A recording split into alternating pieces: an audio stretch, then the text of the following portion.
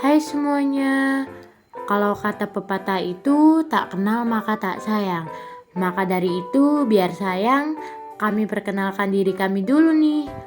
Kami dari kelompok 3, yang pertama ada Muhammad Soleh dengan NRP 03, dan yang kedua ada Zalfa Putri Sanjaya dengan NRP 07, dan yang terakhir ada Putra Andoni Destionata dengan NRP 09. Di sini kita akan menjelaskan tentang kinematika.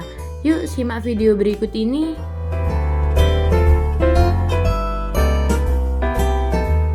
Kinematika adalah cabang dari mekanik klasik yang membahas gerak benda dan sistem benda tanpa mempersoalkan gaya penyebab gerakan. Di dalam kinematika yang akan kita pelajari adalah perpindahan, kecepatan, dan percepatan.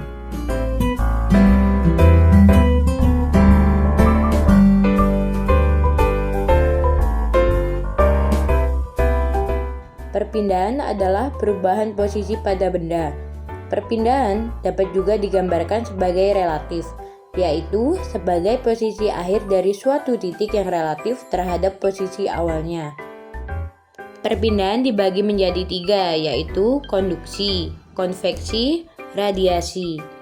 Konduksi adalah proses perpindahan kalor tanpa disertai bagian zat itu, sedangkan konveksi perpindahan kalor melalui zat penghantar yang disertai dengan perpindahan bagian-bagian zat itu, sedangkan radiasi perpindahan kalor melalui zat perantara. Contoh yang pertama adalah contoh perpindahan. Contoh perpindahan seperti sebuah mobil bergerak lurus ke arah timur sejauh 100 meter, kemudian bergerak lurus ke barat sejauh 50 meter, tentukan perpindahan mobil dari posisi awal. Nah, jawabannya adalah besaran perpindahan sama dengan 100 meter dikurangi 50 meter sama dengan 50 meter dan arah perpindahan ke timur. Nah, di dalam perpindahan itu ada beberapa contoh seperti konduksi, konveksi, dan radiasi. Yang pertama contoh konduksi. Konduksi contohnya melelehnya mentega saat diletakkan di atas wajan berapi yang sedang dipanaskan. Dan contoh yang kedua adalah konveksi. Proses terjadinya konveksi dimulai dengan adanya perbedaan suhu di dalam zat perantara. Misalnya seperti zat cair dalam panci yang diletakkan di atas kompor. Ketika kompor dinyalakan akan terjadi transfer kalor dari api ke air. Dan yang ketiga adalah radiasi. Contoh dari radiasi yaitu panas matahari sampai ke bumi, walau hanya melalui ruang hampa.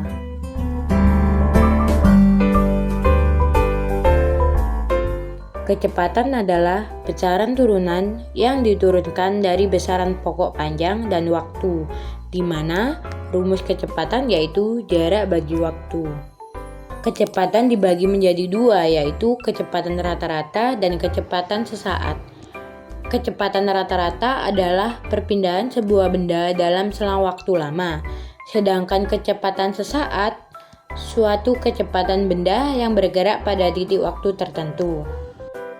Contoh kecepatan itu seperti sebuah mobil melaju dengan kecepatan tetap dalam waktu 3 jam.